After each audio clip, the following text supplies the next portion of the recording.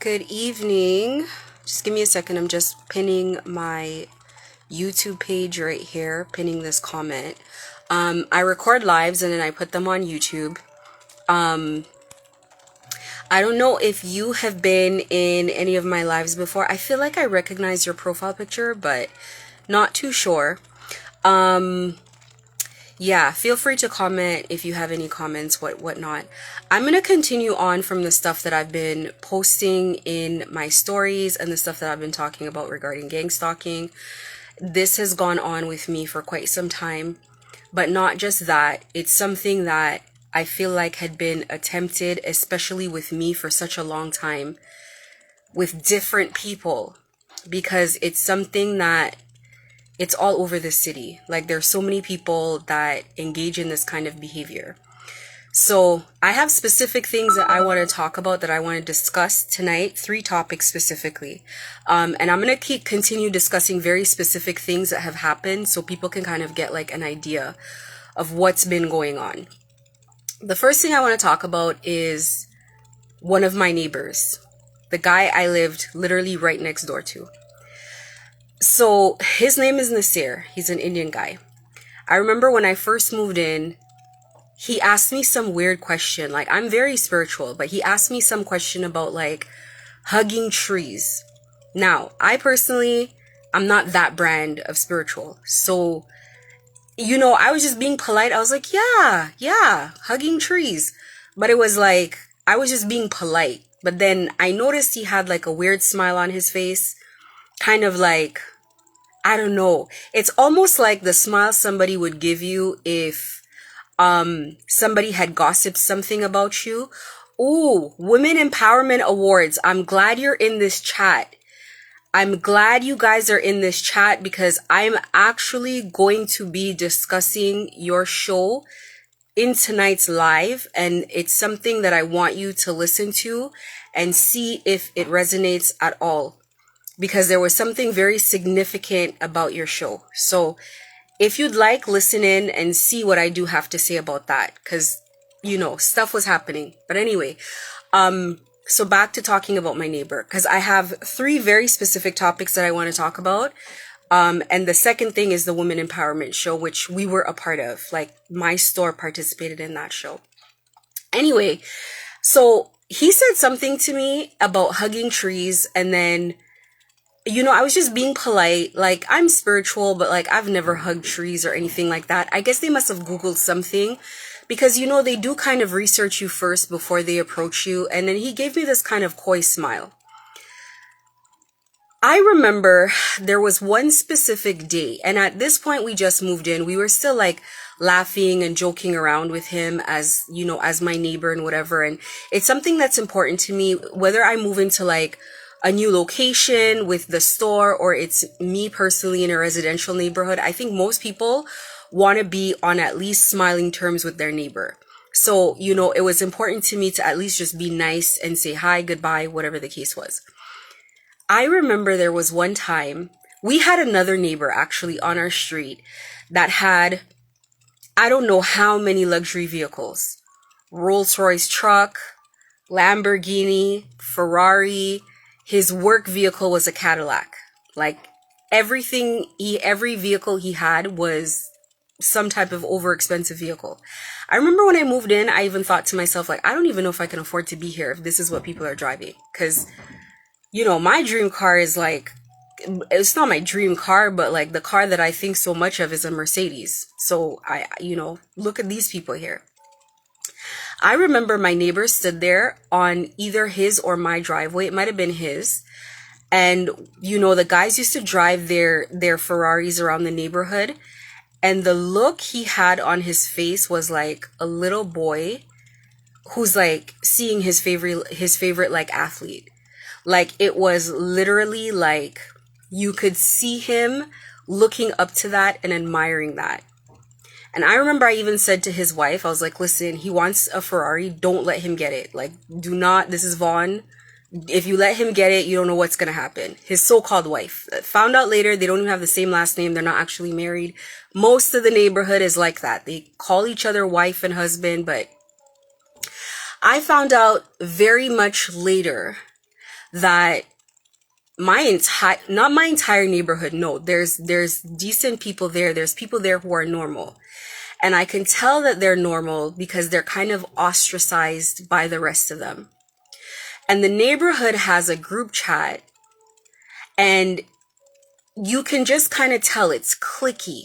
It's cliquey between certain people, and then certain people, they just kind of badmouth certain people, or they kind of push them out for no reason. Like, there's an old guy there, he's so sweet, and for whatever reason, they just like, but it's like, that's how it is, where everybody has something going on and everybody's connected in some way. And then the people who don't know what's going on, it's like they gotta push you out, because it's like you're gonna be the one that's gonna talk, or the one that's gonna find things weird. I'll give you an example. There is a guy in my neighborhood who's like 32 or 33, and when you ask him what he does, he tells you he owns a bank. It has a decent enough website. It's not like an RBC website. And he's always soliciting all of us like, hey, invest in what I'm doing, invest in this, invest in that, whatever. But the way he speaks, and the kind of girls that go in and out of the house, it's not giving banker. It's not giving suit and tie. It's really giving street level activity. And I could be honest now. I don't care how anybody takes it. I've been through a year of gang stalking. Believe me, I have seen enough. I've seen enough. So all of this is happening, and I think as like a normal person who has to go to work, and you're fighting the economy, and you're fighting COVID, and you're fighting not being able to get staff and whatever, you kind of sit back and you're kind of looking at your neighbors like, okay, I don't know where they're working, but where do they get the money from to be already building a pool and already have, and then it's like you see some of your neighbors' cars, and then it's like, I had this one neighbor, and I'm positive that was his car on some flyer. Because girls kept coming to the store for this one particular party, and they would show me the flyer, and I'm like, I'm positive that's my neighbor's car. It was a white convertible Ferrari, and the Ferraris seemed to be their thing. Like, everybody wanted matching Ferraris. It dawned on me very quickly that I moved into a neighborhood that people had planned to purchase homes in together, like their little community. I end up being in the neighborhood, and my neighbor next door to me is a fucking hacker, guaranteed. In the thick of everything that's going on, my neighbor's Wi-Fi name changes to One Hacker's Lane, and all these kind of like intimidating names. So it's like, it's not enough that I know. Like, I know he knows that I know, but they treat me like, what am I going to do about it? Like, what am I going to do about it anyway?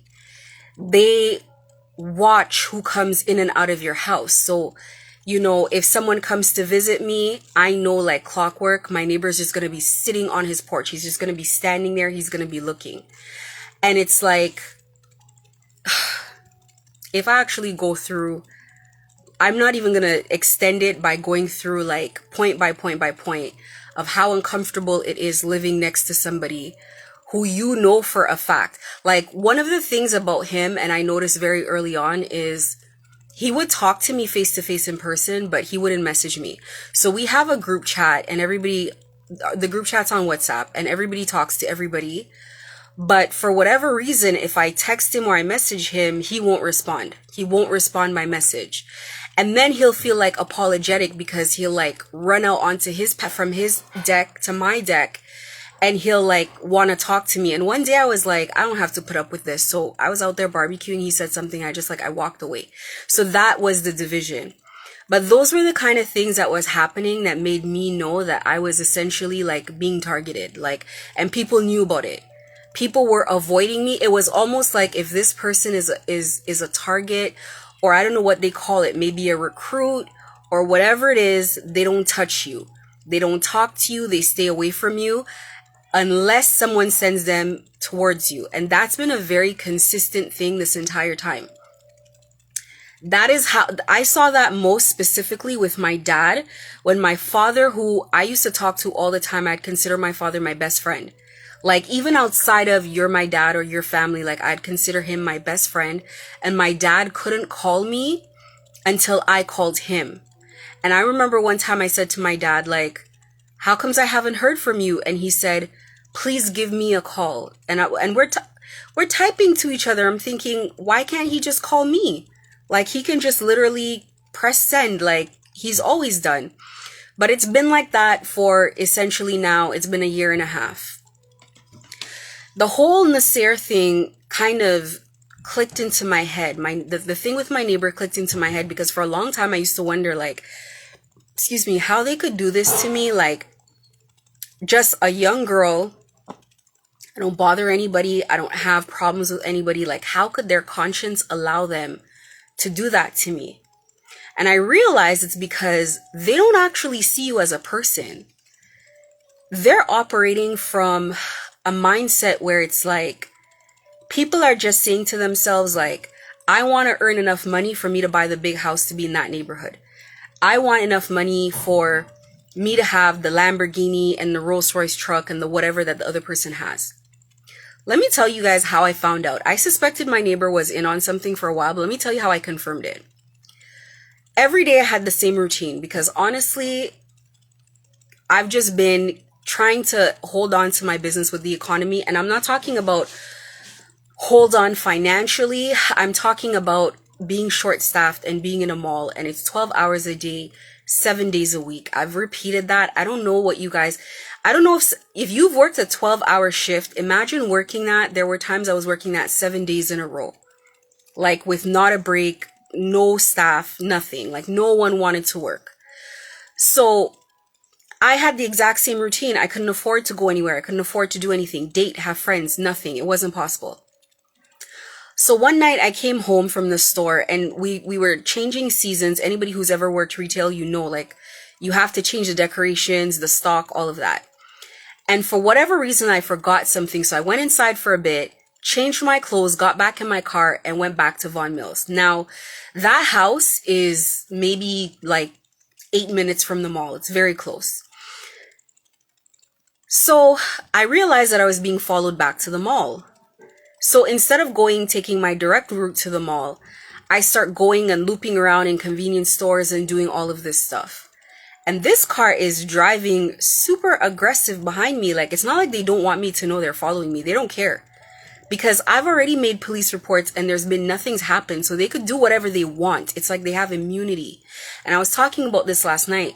When people have immunity where they feel like the police, politicians, no one will do anything, you can be abused in public. What are you going to do? And everybody who's standing there who's a witness is going to turn their head because they don't want to be involved in any of this stuff. So I went through all of this. Persons chasing me around, whatever the case is. I literally just had to do one thing at my store. I went, I took whatever I forgot, got back in my car and came back home. One of the things that I always do is I try to note the license plates of the cars behind me. They don't use real license plates. These are fake license plates, or they use license plates from Montreal. So when you go to the police and you record and you tell the police about the license plates, you're like, oh, there's all these Hispanic people. They were in this type of car and this is a license plate. The police is like, well, the people who own this car, or according to this license plate, they're not Hispanic. They're not this. So what can we do? I realized they were changing license plates. So it is what it is. But I still noted license plates. I still look at it for my own judgment. Listen, I'm a woman, and now I can tell you makes and models of cars. I could tell you models that are the newer models, the body versus the older one. That's how much people have followed me everywhere. So I get home, and who pulls up in the driveway but the little red car that has been following me? My neighbor. The same license plate. I don't have it on my head now. It's in my notes and it's put away. Hold on, guys. I gotta block this little page. This page that came in last night that asked me if I'm okay. I gotta block this person. You're not gonna disturb my life. Goodbye. So anyway, it's my neighbor. My neighbor drives in. I'm telling you, I stood on the driveway in shock. My mouth might have been opened.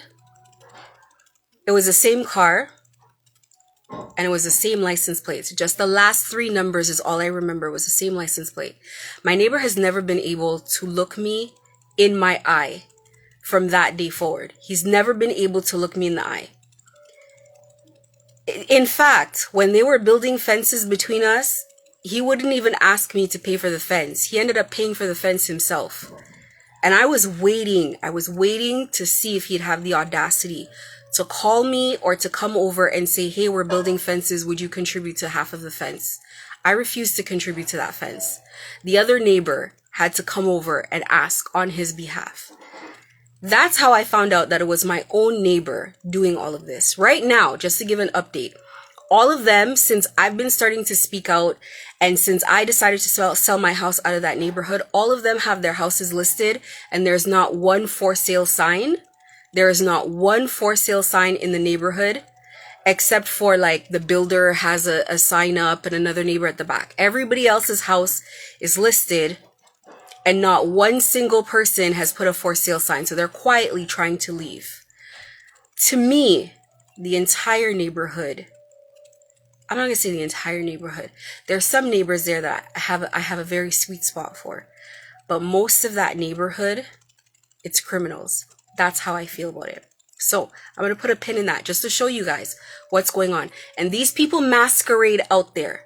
They get up out of their house every day and they pretend, they put a mask on like they're normal, upstanding people. They pretend to be married and they pretend to be this. I had one neighbor come over. I'm a single mom with 2 girls. So very good with business, very good with all of that stuff. But you know, when you're single, it's like, if you have to move, if you have to mount a TV on the wall, that's where you need help. And I remember I went into the group chat and I asked if anybody could help me put my bed together. And who comes over but this lady called Lisa? Oh, I might as well talk about her while I'm on it. Lisa comes over, and she comes over with her, again, husband. She has a ring on her finger. They have different last names. He introduces himself, but he's very cold. He's not really talking to me. He's not looking me in the eye, but she's very warm. And so she's pushing, we should go to lunch. This is close to when all of this started happening to me. We should go to lunch. We should go to dinner one day, blah, blah, blah. I'm like, sure, why not? She's very warm, but I'll be honest, because I'm gonna always be honest about what I read on people. I don't think Lisa was doing very well. As far as, I feel like she was in a pushy situation. Anyway, we went to lunch, and to the left of me, the right of me, and behind me were all people that were seemed to be looking just to be there to just listen to what Lisa and I were talking about. I've never been to a restaurant where people sitting on either side of me or around me have nothing to say to each other. The couple in particular that was on the left of us ate in silence and said not a word the entire time. I'm not joking. It wasn't good evening. It wasn't good morning. Like, they said nothing to each other the entire time. And I noticed that our tables were closer together, the ones on the left and the ones on the right, than any of the other tables in the vicinity. So it is what it is. Put a pin in that. The night Lisa came over, she helped me build my daughter's bed. Her and her significant other. And I remember the way he was talking to her, and I remember asking him, it's just, to me, I think it's normal. I don't know for anybody else. It's normal when I meet people, I say, so what do you guys do? Because people ask me what I do, and you just tell them what you do. And I remember he looked at her and he goes, I don't know. He looked at her as like, what do I do again? He didn't know what to say. When they left, I Googled him, his name, and I found everything in the book. He had been a real estate agent. He had a business. He had been some type of a broker. He has done everything you could think of, has come up on Google. Everything. Like, I mean, like, it was jolting to me to see it, because it was like to me, I would think if I would just stick to one thing, everything came up. I don't think this guy actually had a career. For her, I feel like she she told me that she had been hooked up with him by a friend. A friend introduced them and they got together. And to me, she had like battered wife syndrome, where it was almost like, I don't know, I just kind of felt like she was scared to speak up. He was very aggressive with her. He was very pushy. He was very rude. I would have to calm him down during the process of like us putting the bed together. So I'm like getting in there. I'm almost like, after a while, I'm almost like feeling protective of her. And I can remember before she left, she looked at me and she says to me, listen, I just want to let you know, if you lose absolutely everything, everything's going to be okay. And I remember I was like, what? What kind of a thing is that to say to someone? So it stuck in my head as something very odd. Now, anybody listening, if it doesn't sound odd to you, I don't know what to tell you, but I don't meet people and say, hey, if you lose everything, it's okay. That was the first time, and I remember I spoke to a very close family friend who we call a cousin because he's like really close to one of my cousins. I remember I said to him, I was like, listen, I feel like it's some sort of like weird initiation where they come into your life and they make you lose everything you had, and it's almost like you're initiated into something. Like, this is something weird, this is insidious, this is very weird. I let that go.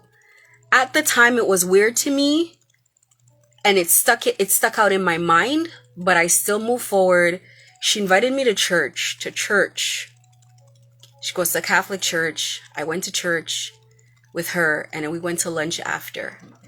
And it was almost like with this lady, like she had been through the same recruitment. Like she had found herself stuck in the same thing.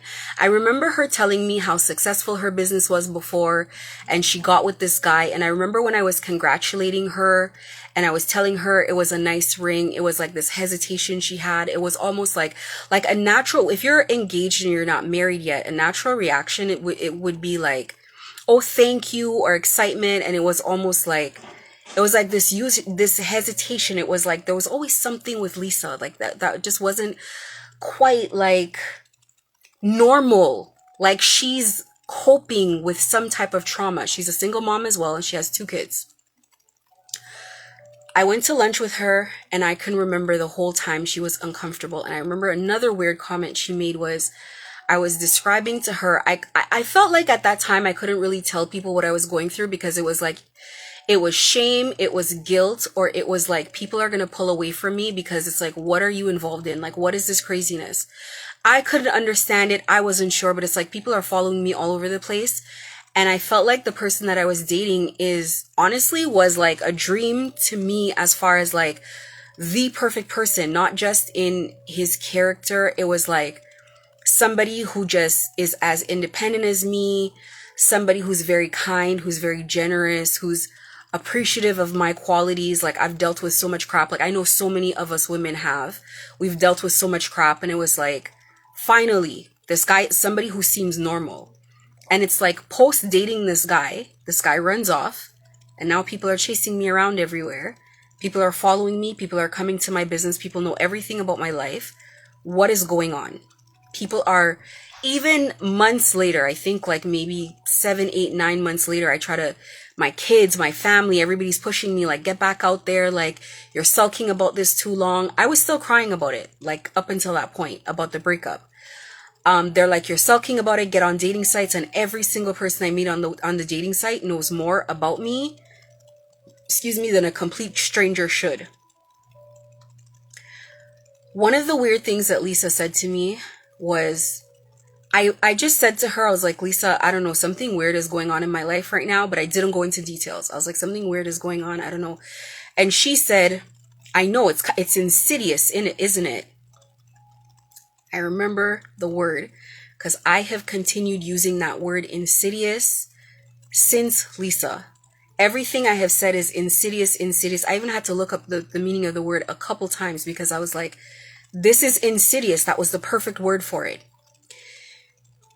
And then I started hearing about this, and let me see, I think it's mostly women in here. Let me just check there is a scam where guys go on dating sites and they look for women who have done something for themselves. They look for single mothers and women who are vulnerable, and they prey on you. They come in, they move into your home, or they put you in some type of situation, and everything you have, kind of more or less, it's like they steal from you. If you guys don't believe me, just look it up online. I'll find the keywords and I'll put it in the caption of this video. That is where I met John Ferreira, on a dating site. I cannot tell you about the amount of people, it's like every time you have a conversation with someone on this dating site, you'll tell them a wrong age, they'll tell you your correct age. You'll tell them a wrong street, they'll tell you where you do live. They'll tell you all kinds of things that are personal, and it's like, that's how it starts. So me, I panic and I run off and I don't talk to them, but it's like they're not doing it to be creepy. They just know more about you than they should. So it's like meeting somebody and you just know more about them, and it's like something slips out and you just realize like something is really off. Like, and you should be lying on dating apps. You're not supposed to tell people where you live. I don't even want to tell people, like, you know, if I'm in Vaughan, I don't even want to say I'm in Vaughan. I'm going to say I'm in freaking Burlington or whatever, because I don't want this guy to, like, especially if you own your home, you can't just pick up and move, you know, even if you were renting, why would you want to do that? You know? Anyway, that was the second thing that Lisa said. She said, I know this thing is insidious. I hadn't told Lisa what the thing was that was bothering me, but she knew it was insidious. In my heart, I felt like, to be honest, and I like to differentiate between the facts of things that have happened and what I feel. In my heart, I feel like Lisa was one of the victims of this dating scam thing. I truly do. I feel like the house that they were living in, I truly feel like that was her house, and this scammer moved into her house. And I only hope that they still have their home and that she's okay. She had a successful business. Now she has, I don't know now, but this happened when I just moved in. So maybe let's call it like 2 years ago. But yeah, this is one thing that I wanted to talk about. And I wanted to talk about that because I feel like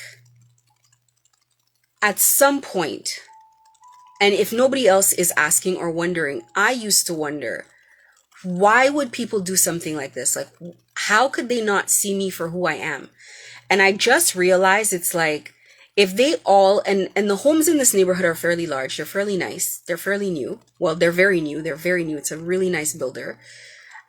I felt like just a means to an end. Like, they couldn't see me for a person. They just saw me as the way to get the luxury car, the way to get another property, the way to do this, the way to do that. And I felt like they were also working on our other neighbors who were not involved in this. So I had another neighbor that was beside my neighbor on the other side of him. And I noticed that they started talking, like spreading rumors about me to this neighbor, because she would come and ask me like, well, what do you do for work, and blah, blah, blah, and this and that. And I remember one day I went out of my way. It was a Sunday. I said, hey, let's get in the car. And I drove her to Vaughan Mills, to my store inside of the mall. And I said, this is what I do. This is my store. And on the way back, she looked pensive and she was thinking, and she goes, well, how did you get the connection to get into the mall? And I was like, the website, the leasing agent, you apply? And I just thought those things were so weird, because this is a neighbor I would invite over, give a glass of wine. I loved her kids. Like, she would ask me to babysit for her. It's a big deal to ask someone to babysit for you, I would think. And I do think that. It's not I would think. Like, for you to go out and to have somebody watch your kids, that's a huge deal. So to think that those people were gossiping about me, and I don't know what they've said, if they've said I was a drug dealer or what they have said. Thank God for my POS. Thank God for my taxes. Thank God for everything that I can prove every dollar that I've made legitimately. But this has always been one of those things. I've always felt uncomfortable. It was almost like, well, how is this young girl affording this and this and that and the third? It's like through hard work, through extremely hard work, through no social life, through etc., etc. But anyways, let me get to the second thing, the Women Empowerment Award. So I don't remember. No, I remember how I found this.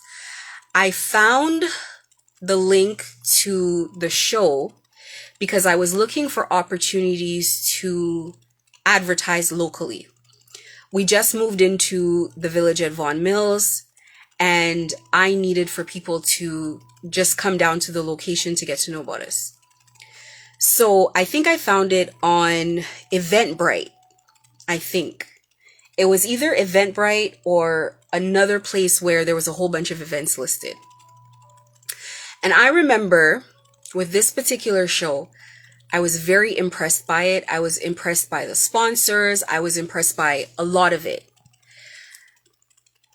This is not to take away from anybody at all. I come from a corporate background and I ended up in clothes. And I remember I was dissatisfied with working in corporate for many reasons, but I lost my passion for it. It felt very male dominated, etc., etc. And I remember I was doing very well by the time I left. And I'm just putting it out there sincerely. When I left, I mean, there were months, like if I made like $5,000 for the month, it was a horrible month. It was a horrible month. That means I had taken losses. I was making like 11,000, 17,000, 10,000 per month in commissions. Okay. I was doing very well. And then I took a leap of faith and I started my clothing store. And the women who were my colleagues at the time, these were women who did very well. They carry Birkins, they have expensive things, whatever the case is. And I remember I was so embarrassed for them they all were asking like, can I come see your business and whatever? And you know, when you just start something and you're being smart about it, it starts very humbly. I didn't go and get a big location. I didn't want to gamble like that. So I was embarrassed. And I remember one of them pulled me aside, one of my older colleagues, and she was like, are you sure you want to do this? And they would make comments like, you're leaving a good career to sell clothes. So it's like, for me, I'm saying all of this to just explain that I really respect educated women. I do. It's a huge thing for me. It's not to take away from anybody else. And this is important to this story. It's not to take anything from anybody else. Anybody trying to accomplish anything, it's all hard. It's all difficult, even if you have just a small business. But I remember what piqued my interest because there was a Women Empowerment Awards versus a couple of other awards. And I chose the Women Empowerment Awards because of the kind of women that I saw as nominees. I just wanted to support it. And I was just proud to say like I was going to sponsor it. I remember the day I was dropping off the donations. I had a little conversation because I hadn't been hearing about it online on Instagram. So I remember having a conversation with the organizer and I said, well, you know, you should get us all to like post it. I am knee deep in being hunted down and people trying to destroy my life and taking everything from me. Knee deep. Up until that point, everything was fine. My better judgment said to me, I shouldn't post this on my Instagram because I know I'm being monitored. I should not post it. I go ahead and I post it anyway. And the reason I post it is because I had already given my word. I had already said, and this was not something that she asked for. This was something I suggested to make it worse. So imagine the hypocrisy that I'm the one who suggests something and then I don't do it. So I said, you know what? I don't want to have bad blood with anyone or just like put a weird taste in anyone's mouth. I'm just going to post it. The moment I posted it, the entire show got hijacked. When I showed up at the show, there were so many of these people in this network. The show was distinctly split down the middle between people that seemed like they belonged at that show and a whole bunch of people who, I'm going to be honest, seemed like frivolous entities. I'm just being honest. So you would see some of the nominees are women who have accomplished things that, in my opinion, are notable. somebody who has traveled the world, and has accomplished something in STEM science. Somebody who's the first, I can't remember, but I'm giving you guys an example. The first female astronaut. Somebody who discovered some cure to cancer. Like these types of women. And then there is the women who, and a bunch of them were, they have like a clinic where they do Botox injections. Or that was the most notable one to me, to be honest. I can't remember anything beyond that. The Botox injection person. And I can remember, so I was sitting next to, at that show, I was sitting next to a PR agency. And at that time, I was very familiar with all the PR agencies in Toronto because I was looking for a PR agency to represent us, because I was looking to get it to the TV hosts. I wanted to dress them.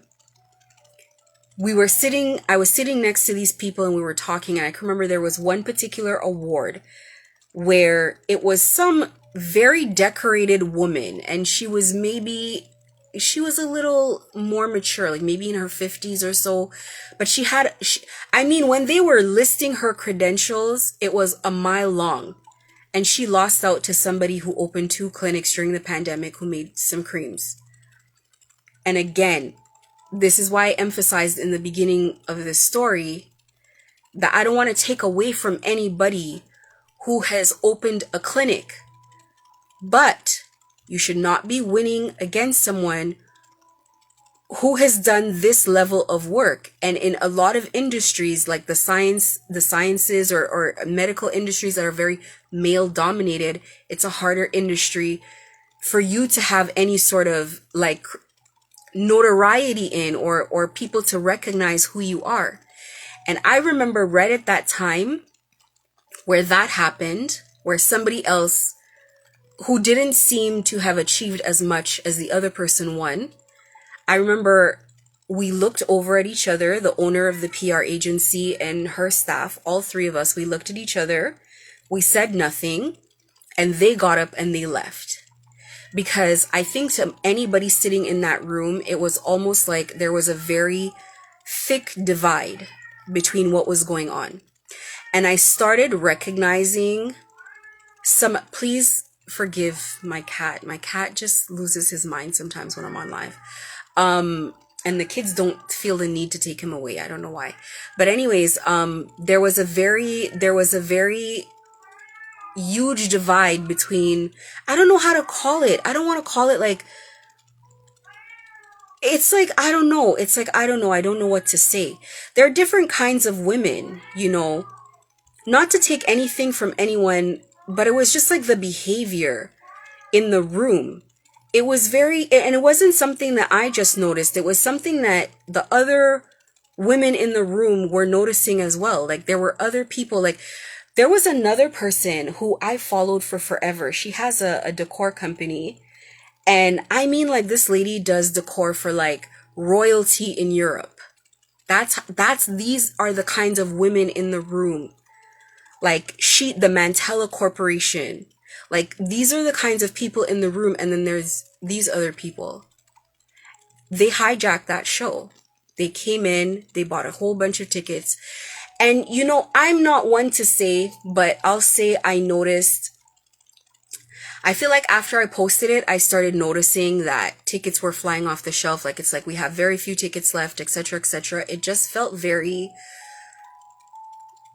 I just felt like they hijacked the show, to be honest with you. That's what I felt. And I just felt like there was a disparity. Unfortunately, and let me just check if they're still in the live. No, they're not in the live anymore. Unfortunately, I felt a weird vibe between myself and the organizer after that. Up until that time, it was like we were discussing me dressing her. We were discussing dressing some of the nominees or some of the other people, like just networking, doing business in a normal capacity. And then all of a sudden, it just kind of felt like a weird vibe, all up until I got to the show. And before I left, I went up to her to hug her and say goodnight, like, thank you for having me, etc., etc. excuse me, and her whole vibe, she was like very shocked. It was like she was shocked to see me. It was like she wanted to like get that interaction over with very quickly. Mind you, when I was dropping off the donations and all of that, she was very warm, she was very friendly. We were having a very pleasant exchange. It was just a peaceful situation. This is the kind of these are the kinds of experiences that you have when you're dealing with these people. It's not enough that they feel that they have to take away your customers, stop your business.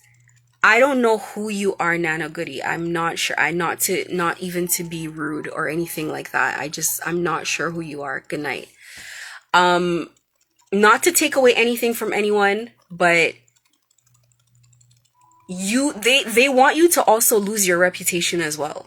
They also want to destroy your good name. They want to tell people things about you, and it's like whatever they're saying is so crazy that nobody's going to come up to you and say, hey, I heard. It's kind of like saying, if you tell somebody that somebody has a particular illness that's embarrassing to have, nobody's going to go up to them and be like, I heard you have this illness or whatever. People are probably just going to stay away from them. It's that sort of thing that's happened. So I have no idea if they've told people that I'm some sort of drug dealer or, hi, good night, no problem, good night, hun. I don't know if they've said I'm some type of drug dealer or what they have said about me. Honestly, I'm still waiting to hear, and I truly in my heart believe that one day I'm gonna start hearing kind of things that people have said about me.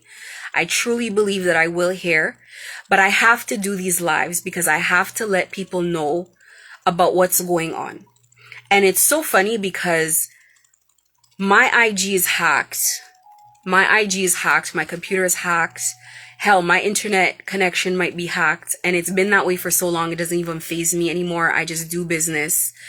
I just do whatever I have to do. But it's like, for example, that lady should have been in the chat to hear what I had to say, but it's like, I know they pull people out of my chats. I know they do. And when I say certain things, I'll just see the numbers of everybody in the live just go all the way down because there's things they don't want people to hear. They completely hijacked that lady's show. It was a whole bunch of Portuguese, Brazilian, and Latino people. And it was like 50% of the room was them and 50% of the room was the other normal people.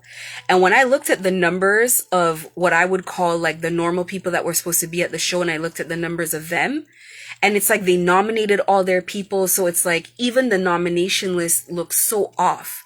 And I feel like they kind of ruined her show and they kind of tainted it because let me tell you, the kind of people that were there would be like, I remember there was like people from head office, of like, let's say Sephora head office people, or there would be like, I mean, really not just educated, because there's educated people, but I mean like powerhouse women were in that room. Women you would be intimidated to talk to. Confident women who are accomplished, women who are like, they know what they're talking about. They sit in very important rooms. Like, it's supposed to be a show about looking up to people. That's what they do. They go to particular places and they just like try to take it over. They just like swarm whatever the situation is with all their people. And these people do not belong. They don't fit into that culture. Like, it is what it is.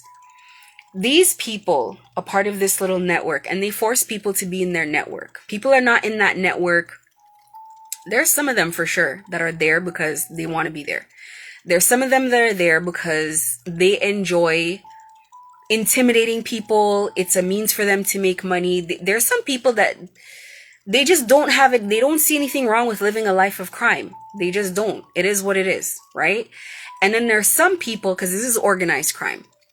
And then there's some people that are there because they have no idea what they're really a part of. And they're there because they got trapped. And believe me, they trap you in their nonsense. They trap you in whatever that is. And that's why I call it a cult. They may not want to call it a cult. I know it to be a cult by definition. And this is what they've tried to do to me. So it's almost like to initiate you, they take everything from you. Then somebody comes into trauma, a bunch of people come into trauma bond with you by being the solution to your problems. Oh, you've lost your house, you've lost your money, you've lost everything. Well, let us help you get it back. Let us help you get back on your feet. We're your friends, we're your buddies. And then you do stuff with them, and then you rebuild back, but now you're stuck. Now you're in this lifestyle. And technically the way it's supposed to work is you're never supposed to want to leave because you're making money with them, and you're getting leads from them. So let's say you have a business, and I don't know, you have a plumbing company, then they're going to send clients your way, and you're always going to have jobs for you to fix things. Or you have a business, now all of a sudden you're going to get really high-end clients that you're not sure. Like, I don't think in your heart that you're only getting it as a connection. It's like a little community, like they take care of each other. And someone described it this way, and I really believe that's how it is. And I think that's why this gang stalker John Ferreira feels as if he's some sort of king. In the movie Men in Black, where they open the locker door and there's like a whole little community in the locker, and it's like they have their own town, but it's like not real life. That's how she described it, and I feel like that's exactly what it is. They exist in front of everybody, in front of everybody's face, but it's like it's in plain sight, but it's like you don't notice it. Here's one thing that I've noticed as well.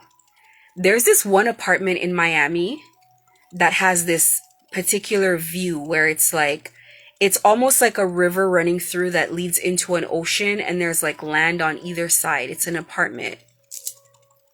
And I remember back in the day, this girl came to be friends with me, and then she said she was moving to Miami. She moved into that apartment, and I remember that.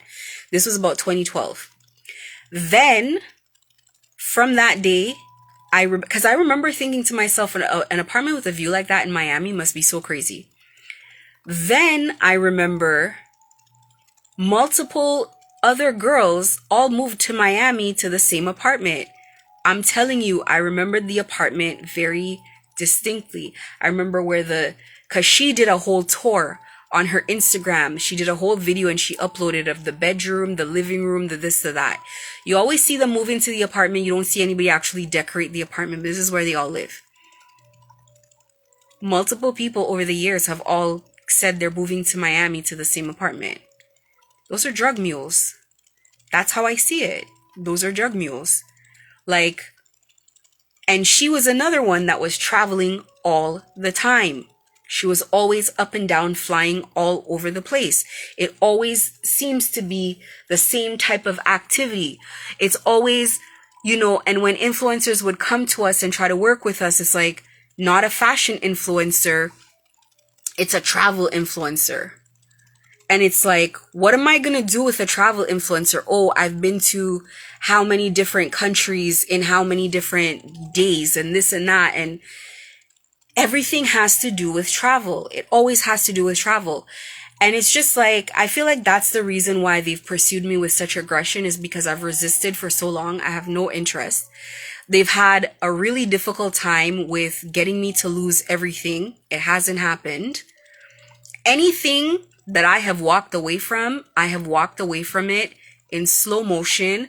I've released it at my own time, and I've made a decision based on what I wanted to make a decision on. And I believe that's God's protection, but that is not because they have not tried, and they have not tried to hunt me down. After a certain while, the gang stalking just doesn't have the same effect.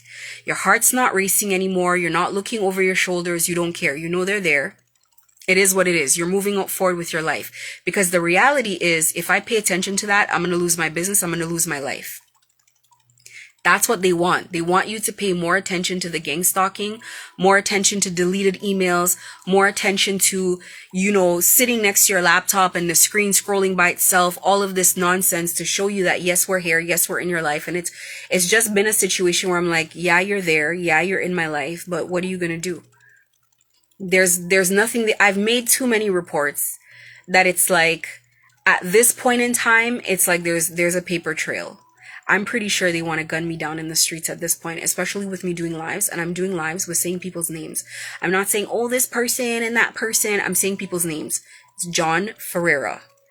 His name and his old business address, which he took it off of Google, is listed on my YouTube in the YouTube bio. It's there. So it's really not a situation where I'm running from anyone and anyone can say anything to me. And I've been sitting there like, if somebody feels like I'm lying, they could take me to court and they could sue me. Because me making a claim is one thing, but me making a claim and standing on my claims in court and having those court documents to back me up is something else. But the other thing that I've realized is that I don't need to do all of that because everybody knows what this is. People know what this is. People have gone through this. Like, excuse me, this has been going on so long and they are so desperate that they just started bullying people to stalk me. They've been bullying people for the longest time. They've bullied my friends. After I've started going live, people that never said Merry Christmas to me are saying Happy New Year's.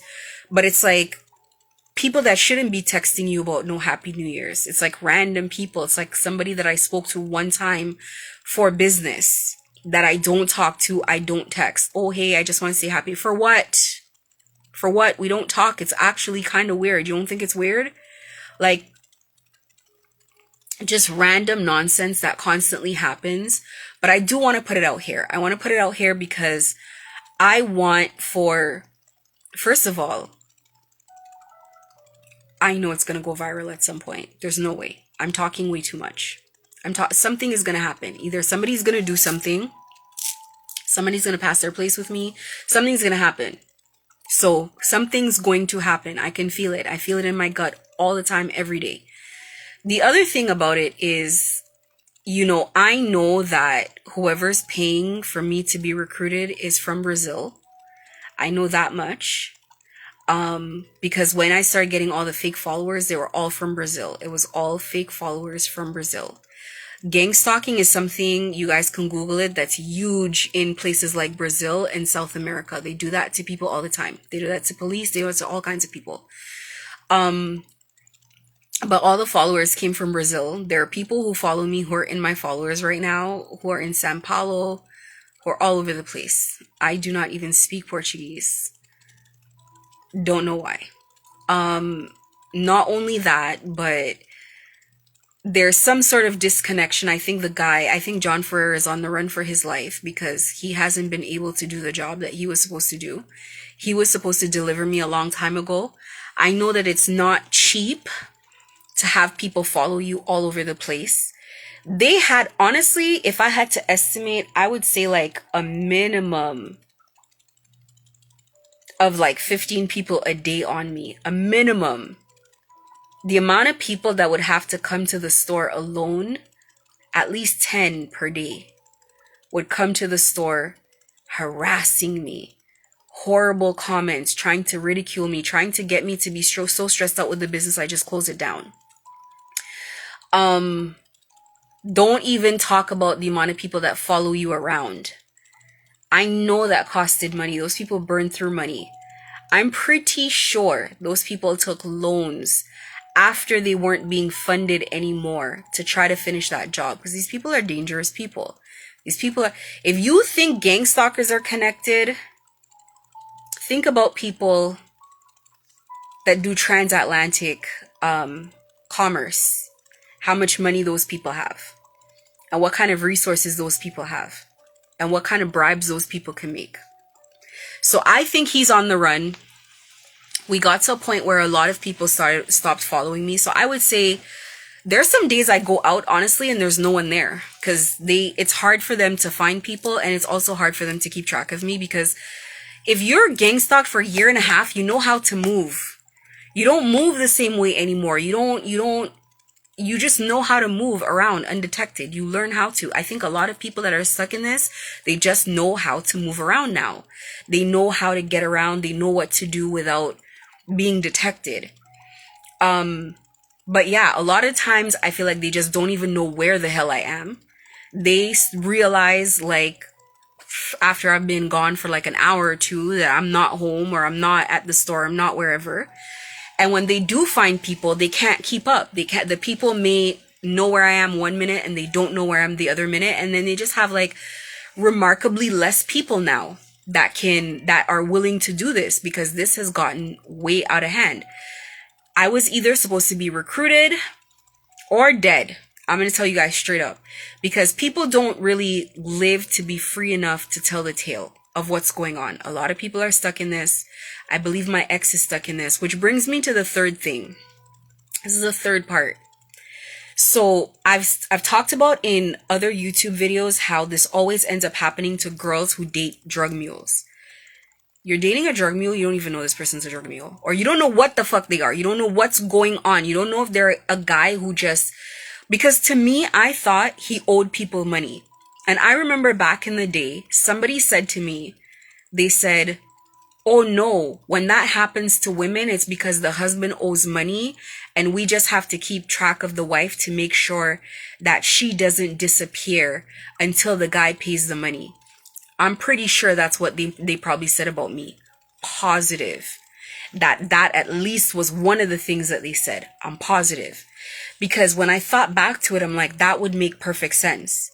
Little do people know that they're following you to recruit you to be a drug mule. It has nothing to do with the guy. I know another girl, she travels frequently to LA now.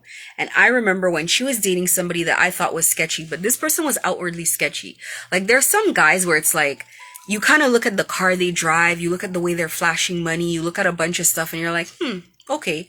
But I think most of us, we just mind our business and, well, I'll speak for myself. I mind my business and I move along. It has nothing to do with me. It doesn't change my life one way or the other. My ex wasn't even like that. My ex just owns a normal company, doesn't even have money to flash around like that. That's the part that kills me. And when we dated, it was during the pandemic and there was no travel. So I truly couldn't tell. Nobody was going anywhere. Everybody was in the house every day. And he works extremely hard. He's a workaholic. Like, getting him to take a day off used to be like a huge deal. Like he'd tell me flat out, no, like I don't want to take time off. So I remember when she was dating one particular guy, and I've mentioned this before, she started wearing designer stuff and whatever. And then this past fall, she was one of the people that came to the store and was acting totally weird. And you know when they're weird, when it's like they can't contact you, you must contact them. They can't text you. You can only talk to them by WhatsApp. I mean, there was one day I had to check if my phone was working because she goes, oh, I tried to text you. It didn't work. So I'm just messaging you on WhatsApp. So I sent a text to someone and they text me right back. And I was like, this is really weird. So she's one of them and she's a church girl, or was, I don't know. She's one of them. There's so many people. They're like walking around in plain sight, but it's like they can't talk about it or they don't talk about it. And it's like, even with these guys, it's like, I don't know what is going on, if these guys just don't know what happens to girls after they date them. But it's like, as at some point you have to see that every single woman you date them for a short period of time, and then you never hear from the woman ever again. And it's like, it's like you're being abused and you can't even tell your ex, because it's like they run off, they ghost you, they can't pick up your call, they don't whatever. And it's like, imagine you dated someone, after the fact this starts happening to you, you can't even get an opportunity to call them to tell them, like, this is what's going on. Like, what can you tell me what's going on? Can you explain to me, like, did you do something? Do people need something from you? They're not talking to you. They're refusing communication. They're not responding to text. Like, it's like this person falls off the face of the earth and you're just left to deal with the aftermath. And it's not just that they want anything from you. They don't want anything from you. They're destroying your life. And there's other videos that I've called destroyers for hire, because they really do it in such a covert way, because they never send the same person in twice. It's always a different person every single time, a different person that they send. One person to the store, another person. It's like you're abused by different people. But for me, it's like they had to start reusing people because this has gone so long. So now it's just turning into harassment. And I've showed you guys, well, I think it was yesterday or the day before, I posted this girl, Lubia, who came to my store, Lucia, I don't know how to say her name, Lucia, who came to my store. She wrote horrible reviews. She told me I can't tell her to leave the store. There's nothing I could do about it. And yesterday, because I posted John Ferrer on my page, she's called my store the first time. And because I posted that she called, he deleted the email from my inbox and she called back and said, "Hi, who is this?" And it's lucky because I retrieved the email and I took a screenshot of it. And it's like, that's the type of nonsense that they do and the kind of games that they play. And because people were sympathetic to the post and people came under the post and they were like, I'm really sorry you're going through this, then gang stalkers now come under the post and mix themselves into it to cause this confusion. So you think like it's gang stalkers sympathizing with you.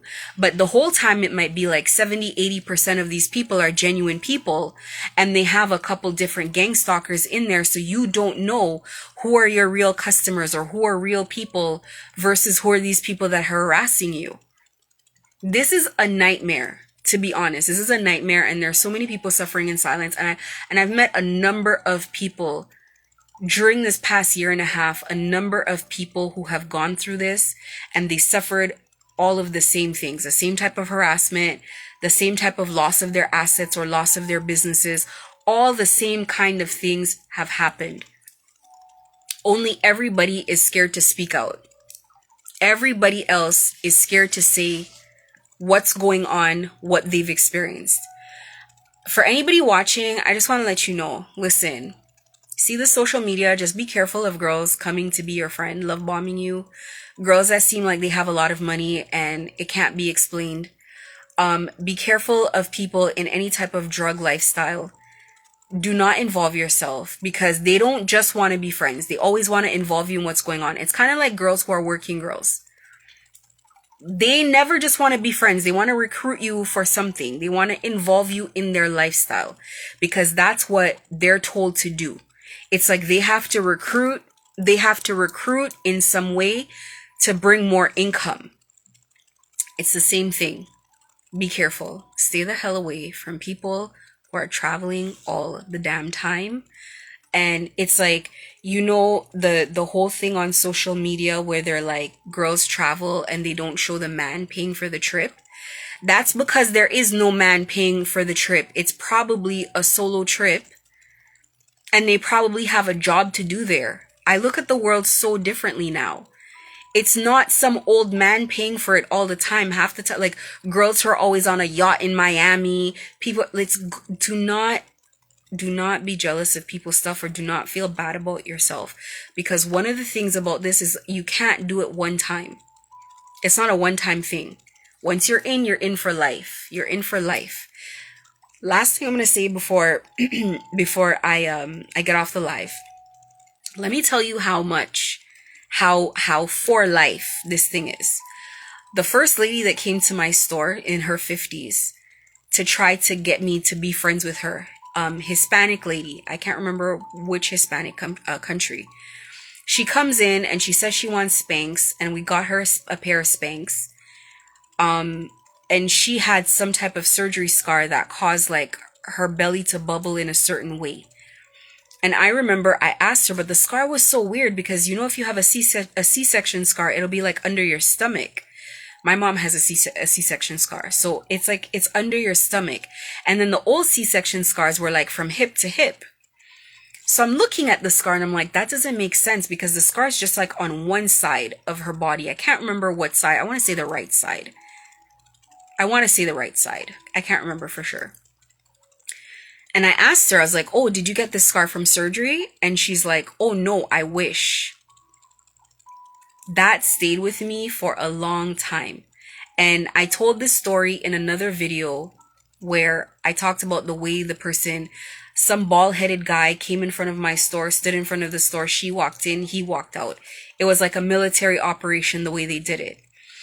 And I remember thinking to myself for the longest time about that scar. And again, I'm going to separate fact from what I'm thinking. I always felt like that scar was from being a drug mule. I really did. After she came to my store, all the chaos was exploding. That's when it went from, and you guys have to watch older videos to see, to put the timeline together to understand what I'm saying. But in the beginning, they started with just coming around and taking pictures of me. So I just noticed people would come and everybody would take a picture of me on their cell phone. And if it wasn't them taking the picture of me, and they would take it through the glass at the store, whatever way they could take a picture, they'd take a picture. And then it went to slashing my tires. So it was an escalating thing. And then she came in my store and she said, we should be friends. And then after that, it's like people started following me everywhere, and it just hasn't stopped since. But I just remember the kind of way I saw that scar. That wasn't like a scar. It was like a stab wound. It was huge. And if anybody remembers, I used to remember watching, there was this like airport documentary show about people who travel and who carry drugs across the border. And people used to have surgeries and they used to put the drugs inside their body. I don't know if anybody remembers that. That's what I felt like that scar was. I always make a distinction between what I think versus what's happened. But you have to remember, if you're the one experiencing all of this, you have to start putting 2 plus 2 together. You can't just be sitting there and thinking, oh, everything is coincidence. Like, they operate around you and you don't know what's going on as they're investigating you. And it's only when things hit the fan that you realize, like, I'm being followed everywhere. I'm being stalked. Excuse me. People are hacking all of my stuff. Things are not normal. Things are terrifying, as a matter of fact. In the beginning, I'm not going to lie, it's terrifying. And they're very, quick to take people down because of how terrifying it is. They make it so intense in the beginning that you really have to have a lot of strength to hold on. Like for me, I think people are just exhausted of me at this point. They're just exhausted. But I will say, I think a bunch of the people that take orders, these are just people that are scared. And after you've been gang stalked once, it's like maybe people think that going through this again is just too much to bear. So it's easier just to go along with everything. Listen, there's been people in my life, friends and family, that have said, listen, I need some space right now. You know, and I'm doing it 50% for me, but 50% for them. Because I know that they are a target being so close to me and trying to talk to me and being close. And I'm like, listen, we need some space. Like, I need some space. Yeah, you know, and they're eager at that time to hear me say that. Yeah, you know what, you're right. We need some space, no problem. Because it's kind of like some unspoken thing. Like, listen, it's okay, you don't have to talk to me. You can go, so you don't have to be a part of whatever this is. Still randomly, they'll still push them to still come and talk to me. Still come be friends with me. And it's like the way they approach you, it's like somebody who you've known your entire life, who you're so comfortable with, all of a sudden it's like they're coming to you with such weird vibes, with such weird formalities, such weird evidence. They're like not weird evidence, but like a weird way of communicating. They're so formal, they're so nervous, they're stuttering. It's like, who is this person all of a sudden? It's like somebody's talking to you and wishing you Happy New Year, but it's like the way they're wishing you Happy New Year, it's like so formal and so like controlled and so weird. I'm telling you, it's a weird thing. I'm gonna leave it here for tonight.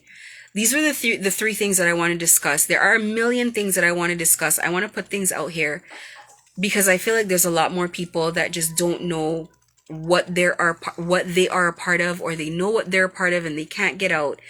And if nothing else, I just want to show people that there's somebody who's just not afraid.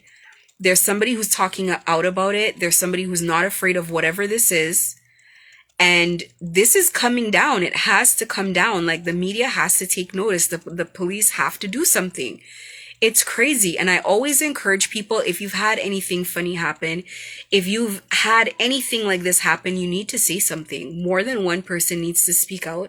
And I do think after a while, when it is taken seriously, that there's going to be thousands. There's going to be so many witnesses. It's going to be crazy. But again, I'm going to post this video onto YouTube. I'm going to post the link onto my YouTube. I've pinned my YouTube in here.